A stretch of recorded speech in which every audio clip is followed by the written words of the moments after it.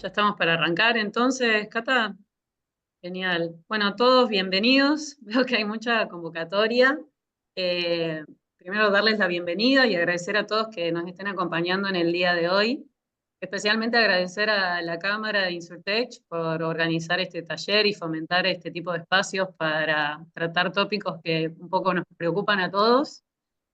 Mi nombre es Cecilia y soy Head of Marketing en Faraday, que es una empresa que se dedica justamente a la ciberseguridad. Y qué decirles que un poco en mi viaje personal en esta industria aprendí muchas cosas y una de ellas es de cuánto uno, qué más consciente se vuelve uno al momento de manejar los datos personales.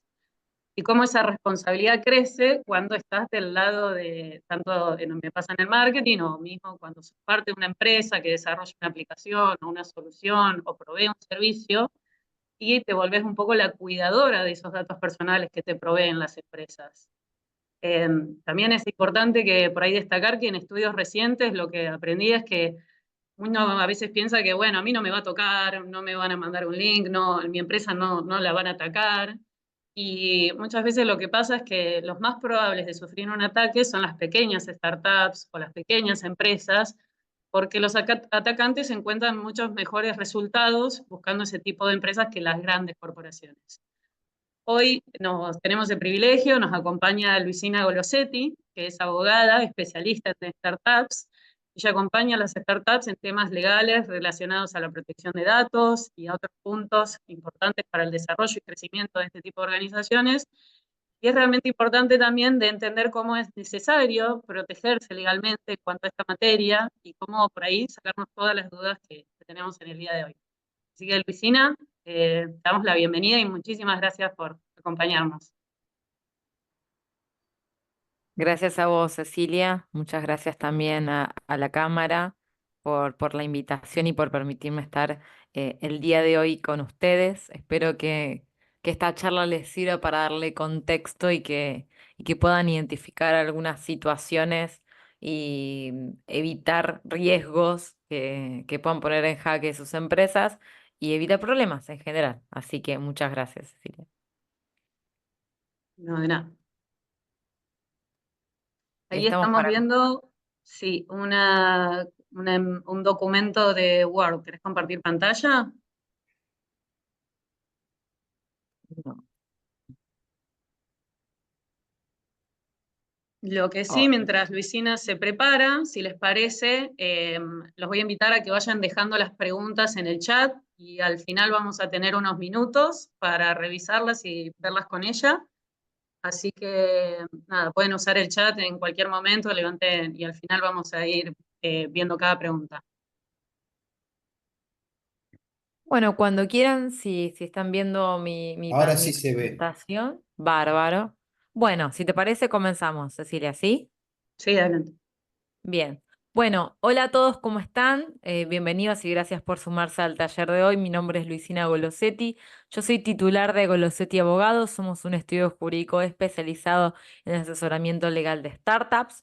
En este caso, vengo a contarles de un tema que trabajamos mucho, que es la protección de datos personales. Como sabrán, las startups no están ajenas a tener que proteger los datos de sus usuarios, como tampoco lo están las empresas aseguradoras y también las startups que les brindan servicios y por eso es importante, creo, el día de hoy que estén al tanto de los temas que vamos a tratar. Nosotros desde Golosetti Abogados ofrecemos servicios para startups desde la constitución de sociedades en Argentina, en Estados Unidos, la redacción de términos y condiciones, políticas de privacidad, por supuesto, contratos y protección de la propiedad intelectual. Y también tenemos un programa para ayudar a levantar capital a las startups. Así que si hay una startup que nos está escuchando, sabe que por acá cuenta con un estudio jurídico especializado en ellos. Y para los que no son startups, espero que puedan disfrutar de este taller y aprender algunas cosas que espero que les sirva. La realidad es que en la actualidad la industria de las aseguradoras enfrenta desafíos cada vez mayores con respecto a estar expuestos a los ciberataques, ataques que no solo son cada vez más frecuentes, sino que son cada vez más sofisticados y que van a poner en riesgo la integridad de la seguridad no solo los datos propios de la aseguradora, porque también pueden estar en riesgo los datos de facturación, por ejemplo, que son secretos comerciales, como principalmente los datos personales que ustedes gestionan. Siempre el titular de un dato es la persona sobre el cual ese dato refiere y por lo tanto ustedes son guardianes de esos datos, no son dueños, sino guardianes, por lo tanto deben cuidarlos muy bien. Por lo tanto, tener claro que es cada vez más común que estos ciberataques ocurran y que en el ámbito de las aseguradoras, este objetivo son los datos personales de sus clientes principalmente. Esta información sensible va a incluir los datos de sus clientes, los detalles de su póliza y otra información confidencial pueden implicar, por ejemplo, datos de salud cuando estamos hablando de seguros relacionados con la RT o seguros médicos y que es muy grave las consecuencias que pueden tener las filtraciones o distintos daños a estos datos. ¿Qué puede implicar, qué tipo de daños estamos hablando en estos ciberataques? Bueno, podemos hablar de pérdidas significativas desde lo financiero, ¿sí? Responsabilidades legales que ustedes van a tener para con sus usuarios y también posibles multas. El impacto que tiene específicamente la industria de InsurTech, tenemos que pensar que las pérdidas financieras pueden implicar no solo gastos de rescate que a veces nos pueden pedir por recuperar esos datos, los costos de mitigar los daños desde tener que pagar horas extra o algún especialista para recuperar ese sistema caído, por ejemplo, indemnizaciones que podrían corresponder a los titulares de los datos y también multas por incumplimiento de la protección de datos. Ese es el principal impacto que vemos de este desafío que son para la industria aseguradora ante un ciberataque. También tenemos el daño de la reputación, o sea, la confianza es un factor fundamental en el ámbito de las aseguradoras y si un ciberataque compromete los datos de sus clientes, puede implicar que ese cliente decida no seguir trabajando con su aseguradora, lo cual también implica un daño económico en segundo lugar.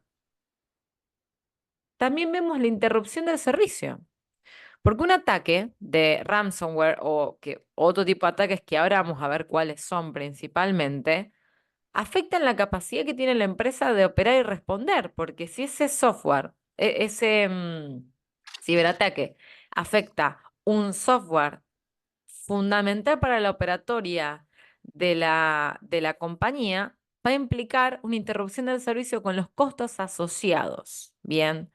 Entonces, y por supuesto la responsabilidad legal implica estas posibles consecuencias legales desde el punto de vista tanto del daño que puede reclamar un usuario como las multas establecidas por la normativa vigente. Entonces, este es el impacto que puede tener un ciberataque en la industria. Yo soy abogada, mi approach de este tema es desde lo legal, no es de lo técnico, no sé programar, pero quiero contarles algunos de los ciberataques más comunes que se pueden encontrar para que ustedes puedan estar atentos sobre qué riesgos tienen y qué situaciones podrían ser, de qué situaciones podrían ser víctimas. Los más comunes, bueno, por un lado tenemos el phishing. Bien, en este tipo de ciberataque, bien, el, el delincuente, porque es un delincuente, bien, engaña a las personas, bien, para que le revele cierta información personal que puede ser, por ejemplo, una contraseña o un dato de una tarjeta de crédito, pero haciéndose pasar por otro. En el ejemplo de una aseguradora podría ser muy común y completamente factible, y ha pasado, un empleado de una aseguradora que recibe un correo electrónico que parecería ser del CEO de la empresa, donde le dice que necesita un acceso urgente a los registros del cliente porque surgió algo y no tiene acceso rápido a ese dato. Y el empleado, confiando en que es el CEO de la empresa, porque el mail no quiero dar nombres, de aseguradoras, pero si la aseguradora se lo llamaba Pepito Pérez Aseguradora, el mail era Pepitos Pérez, ¿bien? Y él ni vio que, no, que había una S de más. Entonces confió y dio ese dato de acceso, ¿bien? A esa base de datos. Eso es el phishing. Otro tipo de delitos es el ransomware, ¿bien? Que es cuando a través de un software se captura los datos de la víctima y se exige un rescate para restaurar el acceso a los mismos. Entonces, vos no podés acceder a tu base de datos, por ejemplo. Y a partir de ahí lo que te dicen es, me vas a tener que pagar, generalmente son pagos en criptomonedas hoy en día, para que yo te vuelva a dar acceso a esos datos que vos necesitas para operar. Imagínense que a ustedes les cifren todos los datos de las pólizas y reclamaciones de sus clientes. Cifrar significaría que les pongan una contraseña para acceder al documento con los datos de sus asegurados si ustedes la contraseña no la tienen. ¿Bien? Y este atacante les va a pedir dinero para que les dé la contraseña para volver a acceder a esa información. Otro de estos delitos, bien, se llama ataque 2, que es Distributed Denial of Service, ¿sí? Que lo que hace es impedir que hacer inaccesibles los servicios online, bien, de la víctima, sobrecargando los servidores con un volumen masivo. ¿Vieron cuando, a ver, sería como un ejemplo cuando se caen? Ahora ya no, pero hace muchos años que se caían las líneas el 31 de diciembre porque todo el mundo llamaba por teléfono. Bueno, imagínense algo así producido de forma ficticia para que impedir que su plataforma de atención al cliente funcione, por ejemplo. Y también está la filtración de datos, o sea, cuando se roban estos datos sensibles, ¿bien? A veces por un acceso no autorizado, o sea, un hacker que logró entrar al sistema, como también algún insider. Es muy común, y seguramente lo sabrán, que son los empleados que filtran información. Empleados que filtran información de las pólizas para otros tipos de servicios. Abogados, muy común en ART, que se escucha de historias de empleados que filtran listas de accidentes a abogados para iniciar juicios. Muy deplorable, pero sucede. Entonces, tenemos que estar precavidos de todas estas situaciones y entender que existen. ¿Qué sucede en Argentina? Bueno, Argentina tiene una ley nacional de protección de datos personales. Más allá de que tenemos una previsión constitucional, porque nuestra constitución, con el habeas data, reforma del 94, protege los datos personales, tenemos una ley específica que le da mayor detalle a esta protección. Esta ley es la 25326, es una ley cortita, es algo que recomiendo a veces pegarle una leída porque es corta, fácil de entender y te permite entender los alcances, pero el que no tiene ganas de leerlo, ya con esta charla creo que le va a alcanzar. Y la entidad que aplica esta normativa, o que es también la que va a impactar eh, realizar multas en el caso de incumplimiento es la Agencia de Acceso a la Información Pública. Bien. Em, Esta ley, ¿sí? Que es la Ley de Acceso de Protección de Datos Personales, se va a aplicar a cualquier dato que permite identificar o hacer identificable a una persona. física o jurídica. Por lo tanto, toda información que identifique o podría simplemente identificar a una persona es un dato personal, tanto sea persona física o persona jurídica. No es normal, el resto de las regulaciones mundiales no incluyen las jurídicas, la nuestra sí. Entonces, si ustedes tienen asegurados empresas, o sea, eh, también se entiende como un dato personal, aunque quizás no es una persona humana. Bien, lo que sucede con esto, ¿cómo podemos hacer que no sea un dato personal? Bueno, no es un dato personal, sino podemos vincular ese dato, esa información con una persona concreta. Si yo lo que hago es simplemente hacer listas de accidentes, pero no hay forma de vincular esos accidentes a una persona física, dejo de tener datos y dejo de estar regulado por la ley de protección de datos personales. Si yo, por ejemplo, quiero hacer información estadística de siniestros, si yo borro cualquier vinculación entre el accidente y el dato personal de la persona que se involucró en ese accidente, dejo de tener dato personal. Y ese listado de siniestros queda fuera del ámbito de protección de la ley de datos. Ahora, un tema importante es qué es tratamiento de datos personales. Yo le dije que ustedes van a ser guardianes, porque el titular del dato es la persona sobre la cual el dato refiere, siempre. Y es el único que tiene la última palabra sobre ese dato el cual puede hacer lo que quiera con ese dato. Todos los demás, bien, somos responsables o procesadores de ese dato, que tienen entidades distintas, estas dos definiciones. Pero lo importante es que ustedes tienen que entender que casi cualquier operación que se haga sobre un dato personal es un tratamiento de datos. Lo recolecto, lo almaceno, lo uso, lo modifico, lo transfiero, cualquier cosa que haga ese dato personal es tratamiento y queda regulado por la ley. Este dato personal obviamente tiene que estar incluida dentro de lo que se llama una base de datos, ¿bien? Esta base de datos sería el conjunto sistematizado de estos datos, pero que ni siquiera debe ser online. Un fichero de clientes como se usaba antes, con todos los papelitos, las rayitas y los datos del cliente, es una base de datos para la ley de datos personales y tiene esta finalidad comercial. Una aclaración que quiero hacer para que lo sepan, en principio no les aplicaría, pero tienen que saberlo.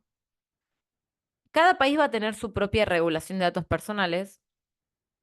Estados Unidos es un caso particular porque la regulación es por estado y no nacional, o sea, por estados en términos de provincia, entre comillas, no la nación. Pero hay un caso particular que en Europa, solo para mencionarlo, que es que toda la Unión Europea, Inglaterra que quedó fuera de la Unión Europea, pero copió y pegó prácticamente el texto, tiene una regulación que tiene una particularidad, que dice que que la regulación de datos personales de Europa se va a aplicar en Europa y también va a tener extraterritorialidad. Por lo tanto, va a aplicar la ley europea a todo aquel que procese de forma sistemática datos personales de ciudadanos europeos. Dato de color, pero que es importante, es importante saber. Venimos bien, si vemos que hay dudas y si estamos perdidos acá, prefiero que ahí me haga alguna pregunta para reorientar y seguir y no seguir confundiendo. Ok. Creo que viene bárbaro. Ahí están poniendo algunos comentarios, pero lo iremos compartiendo al final. Bien, Así no son que preguntas de comprensión de lo que voy diciendo. no, los Perfecto. invitamos a que también pongan sus experiencias, así que después compartimos con todos. Así que viene bárbaro. No sé si alguien quiere Buenísimo. levantar la mano, pero Si hay alguien que no está entendiendo, más allá de que después vamos a profundizar, pero algo que no estoy entendiendo, me avisa. Como dijimos que el dato personal es del titular de ese dato, lo que se vuelve central en toda esta regulación son los derechos de los titulares de estos datos. Bien, todas las obligaciones que nosotros podemos tener como responsables o procesadores de datos van a surgir de que el titular tiene estos derechos. Por lo tanto, estos derechos a nosotros lo que nos permite es em, interpretar y poder suponer inclusive nuestras obligaciones. Antes de entender nuestras obligaciones, tenemos que entender los derechos de las personas. El principal derecho es el derecho de acceso. Yo, titular de mi dato, tengo tengo derecho a saber qué dato tiene un responsable de datos de mí. O sea, la aseguradora de la cual yo soy cliente. Quiero que me diga qué datos míos tiene. Bien. Y algo también muy importante, y lo vamos a profundizar más adelante, ¿qué hace con mis datos? ¿Qué hace con mis datos? Es fundamental y yo tengo derecho a que me diga qué es lo que está haciendo con ese dato.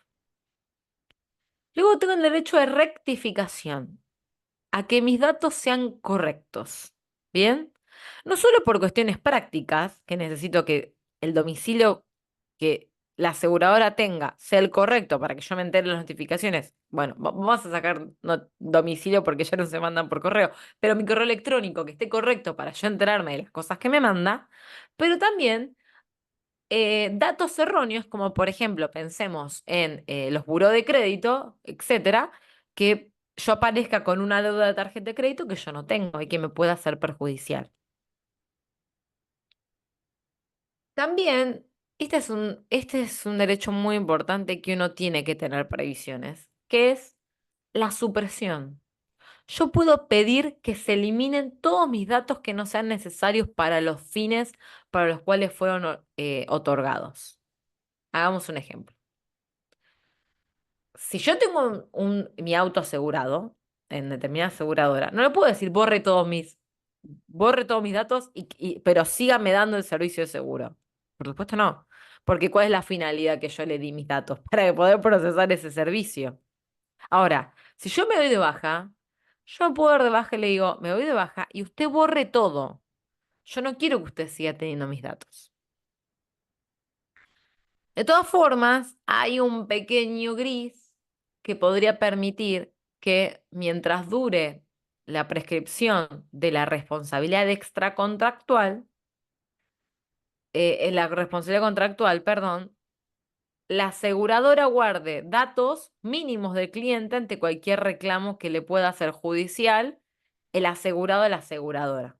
O sea, me guardo datos mínimos que si me demanda por algo mientras los 2 años que tienen para reclamarme cualquier cosa, yo tener con qué defenderme. Pero en principio todo dato irrelevante tendrá que ser eliminado. Y finalmente tengo el derecho a oposición. Nadie puede procesar mis datos si yo no quiero. No quiero que los proceses. Yo nunca te di la autorización. No los puedes procesar.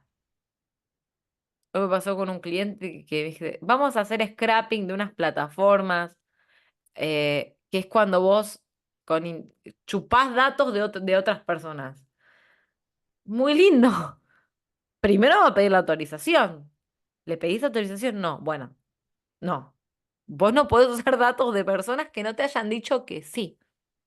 Entonces, primero pido autorización o no. Ahora vamos a ver cómo son los procedimientos.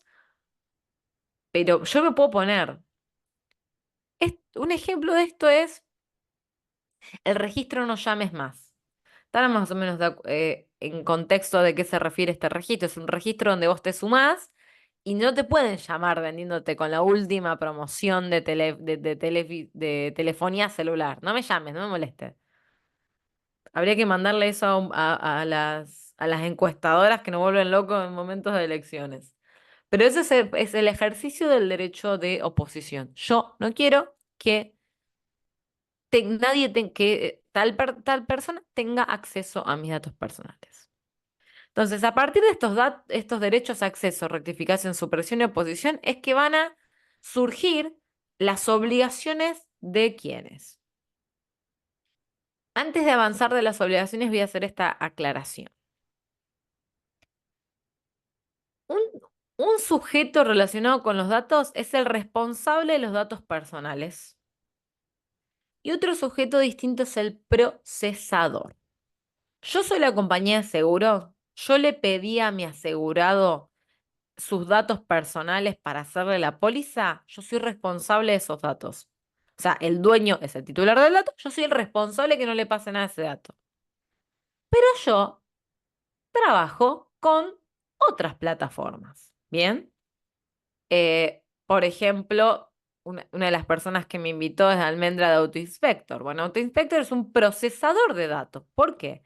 Porque ellos van a procesar el dato que ustedes le van a dar y que es del titular del dato. Pero el responsable no es AutoInspector. Tendrá responsabilidades que ahora vamos a ver, pero ellos son procesadores. El responsable sigue siendo ustedes.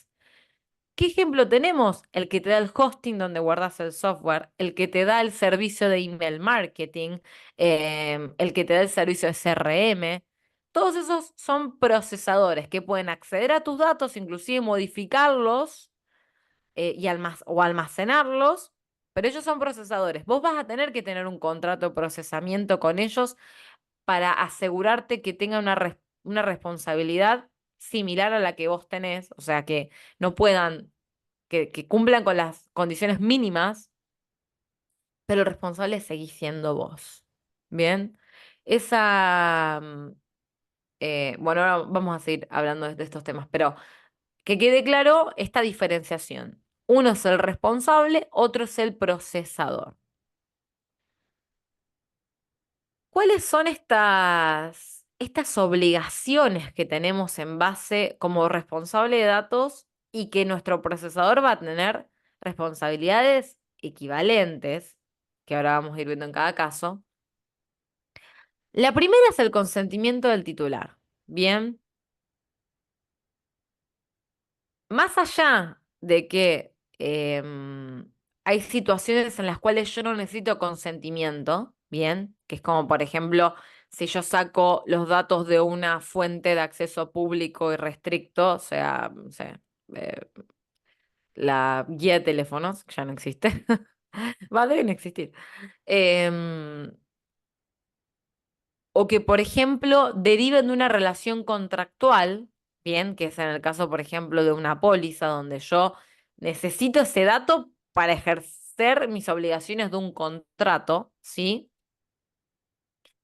El consentimiento tiene que ser libre, o sea, no me tiene que coaccionar a darlo, expreso, bien, tiene que ser expreso, no es implícito. El silencio no puede ser entendido como consentimiento. Si no me respondes en 5 minutos, me das la autorización para que yo procese tus datos. No, no funciona así. Tiene que ser expreso. Y también tiene que ser informado. Es muy importante que la persona que va a darnos autorización sobre sus datos entienda el propósito y el uso de esos datos. Inclusive aunque no pidamos este consentimiento tan literal, porque cuando estamos procesando las pólizas, sí es necesario y sería diligente que nosotros expresemos el propósito y uso de sus datos. ¿Cómo obtenemos este consentimiento? Bueno, necesitamos obtenerlo a través de medios, como dijimos antes, expresos. Formularios escritos con firmas, casillas de verificación, típico término de condición, ¿acepta estas políticas de privacidad o no? Paréntesis, nunca tendría que estar hecho clic de antemano. Yo tengo que expresamente hacer clic y después aceptar. O también puedo grabar el consentimiento por la llamada telefónica. Esto es muy común para plataformas internacionales.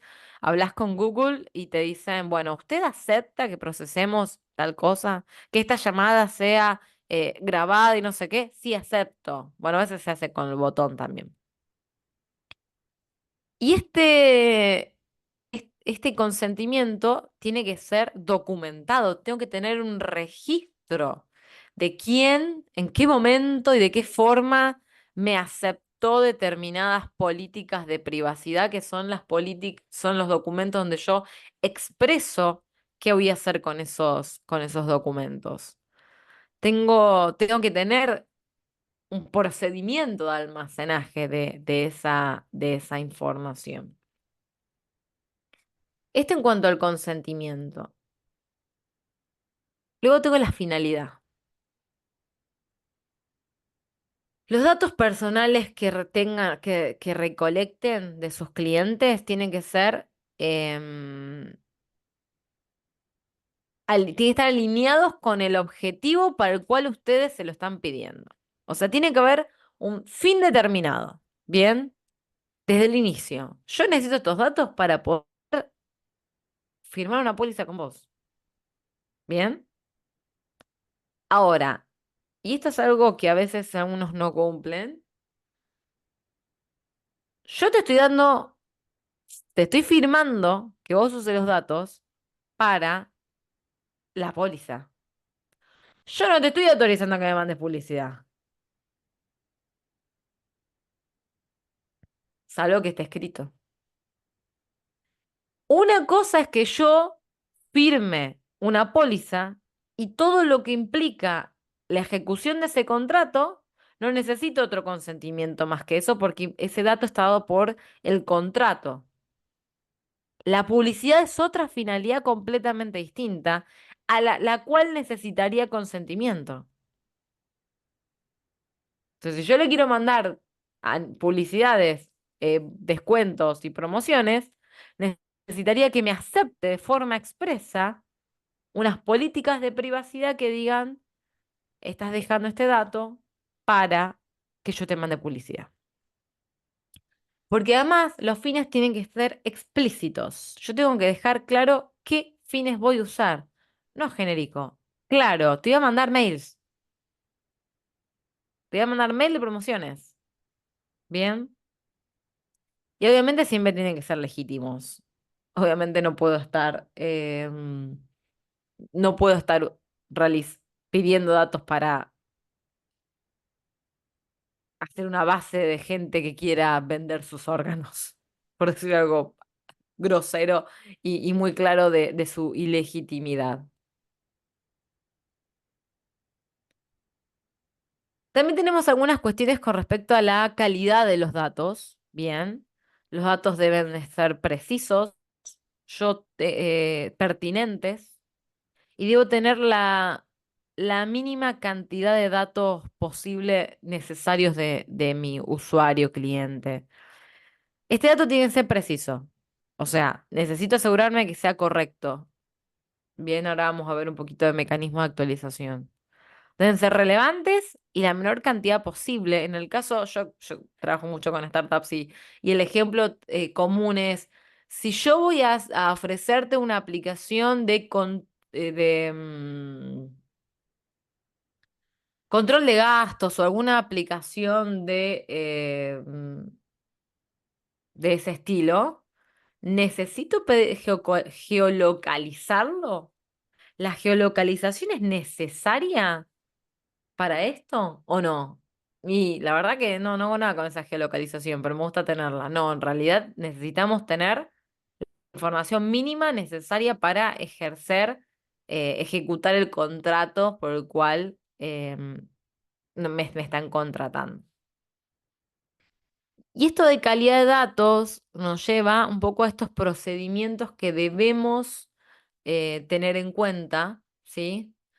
Que son los mecanismos de actualización, que implica cada tanto, por ejemplo, enviar correos electrónicos pidiéndole a nuestro usuario que chequee que esos datos cuáles son los datos que tenemos y si esos datos están actualizados o no, ¿sí? Permitir también o habilitar espacios para que el titular de datos pueda corregirlos, ¿sí? Y dejar constancia de estas correcciones.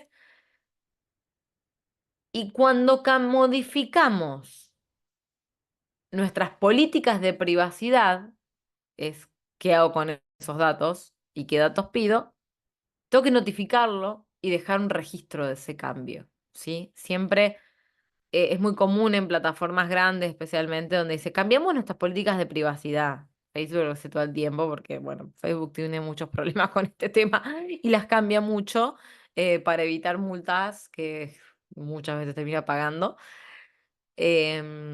Entonces se actualizan y hay que notificar las actualizaciones, especialmente cuando tengo que volver a pedir el consentimiento. Si la base de mi autorización es el consentimiento, necesito volver a pedirlo.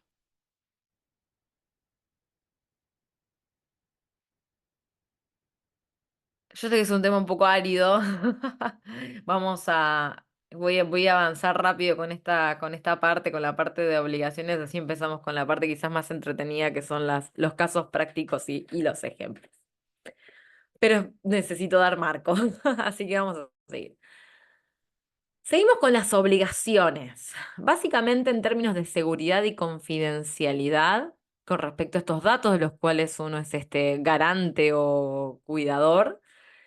Tenemos medidas técnicas y medidas organizativas, ¿sí?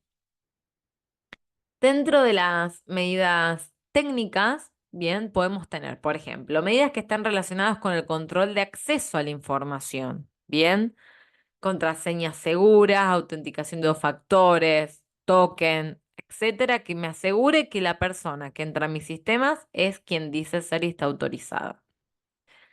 También la gestión de privilegios implica no todos mis empleados van a acceder a todos mis datos, sino que hay roles y niveles de los cuales solo los que tengan cierto nivel van a acceder a determinados datos. Esto es muy de las películas yankees que dicen si tenés clearance o no para saber algo. Muy de los servicios de inteligencia norteamericano que hay información que uno puede acceder y otra información que no puede acceder. Bueno, en este caso es lo mismo para las empresas donde no todos van a poder acceder a todas las bases de datos de clientes. Luego tenemos el cifrado o encriptado de datos, o sea, estas tecnologías que permiten que cuando se transmiten a través de la web estén, ¿cómo decirlo en términos simples? Cerrado, bloqueado al acceso, ¿sí? Que necesitan determinadas contraseñas, por ejemplo, para hacer abiertos. También tenemos estas cuestiones están más relacionadas a evitar que alguien acceda, pero también tenemos que asegurarnos contra la pérdida. Porque si alguien me toma toda esta información y me impide acceder, si yo tengo una copia de esa información, tengo la mitad del problema. Porque por lo menos puedo acceder. Otro tema es cómo resuelvo que esa información la tiene alguien que no la debería tener, pero por lo menos puedo seguir trabajando. Entonces, realizar copias de seguridad de datos es súper importante. Y también tenemos que tener ciertos planes y estrategias técnicas ante fallos que pueda haber. La tecnología es falible y puede pasar que eh, algo falle y los datos se borran. Necesito tener estrategias para poder recuperarlos. Y finalmente también tenemos sistemas de monitoreo y detección. Necesitamos poder tener sistemas informáticos que nos permitan determinar si hubo intrusiones o accesos no autorizados a nuestro sistema. Tengo que estar permanentemente monitoreando actividades sospechosas en mi sistema para protegerlo de que sucedan estos delitos que estuvimos hablando antes. Estas son medidas técnicas. Estas medidas las va a armar el equipo de IT o empresas consultoras en esto que les van a organizar estos sistemas de acceso. Pero luego tiene las medidas organizativas que acá ya están más relacionado con un abogado. De todas formas, este es un trabajo en conjunto. Un abogado solo puede armarle los documentos, pero si ustedes no lo ejecutan desde lo técnico, poco van a poder evitar que les pase. Entonces, cuando hablamos de medidas organizativas, que en este caso sí estamos un poco más dirigidos a los abogados, tenemos, em, por un lado, las políticas de seguridad, que son las que van a establecer ¿Cómo se usan los datos? ¿Quién va a tener acceso a ese dato? ¿Qué pasa si hay una filtración de datos? ¿Quiénes son los encargados de chequear el nivel de seguridad informático de la empresa? Bien. Hay que documentar los procesos operativos justamente para asegurar el cumplimiento de las políticas de seguridad. Estas políticas, además, no solo deben estar, sino que se deben seguir. Y para ser seguidas tienen que ser conocidas. Por lo tanto, necesitamos una formación permanente y una capacitación regular de nuestro personal para saber qué hacer ante un caso de acceso no autorizado, por ejemplo. Otra cuestión diligente sería la realizar auditorías de seguridad. ¿Qué tan seguro es mi sistema? ¿Dónde están mis riesgos? Contratar profesionales que me puedan dar información para prever, para saber cómo protegerme. Cuando uno hace este tipo de consultoría, se da cuenta lo desprotegido que está generalmente, donde no hubo una seguridad desde el diseño de los procesos y de los sistemas, y se ve lo inseguro y, y lo frágil que están ante un ataque. Y luego también ante un ataque uno tiene que tener previsto qué va a hacer, un plan de respuesta. Si yo tengo un determinado incidente, ante cada tipo de incidente posible, ¿cómo voy a reaccionar? Porque hay una obligación muy importante exigida por la ley, que no es solo intentar evitar desde lo tecnológico el acceso no autorizado, o desde lo legal tener los procedimientos y las normativas internas adecuadas, sino que ante una brecha, lo primero que tengo que hacer es notificar a la autoridad de control, bien, en un plazo razonable, explicando la brecha, qué sucedió, qué datos fueron afectados, sino que también tengo que notificar al titular de los datos. Tengo que transparentar la situación y contarle a mi usuario o a mi cliente qué dato fue vulnerado y qué consecuencias le puede traer a esa persona. La realidad es que como ustedes son guardianes de los datos, son responsables de estos datos, bien, es imposible ustedes librarse de responsabilidad ante un ataque. El ataque va a ser propiciado por un delincuente que se intentará perseguir penalmente si es posible. La realidad es que generalmente es difícil, son ataques que vienen internacionalmente, pero bueno, no es imposible, hay unidades de persecución de estos delitos. Pero de lo que ustedes tienen que intentar proteger tecnológicamente para que esto no suceda y legalmente para que si sucede puedan demostrar que han actuado de la forma más diligente posible para reducir su responsabilidad y demostrar que ustedes hicieron todo lo que estaba a su alcance y que ante una sanción o una indemnización a un cliente sea lo menor posible porque ustedes demostraron ser diligentes, cumplir con la normativa y hacer todo lo que estaba en su alcance para evitar esa brecha.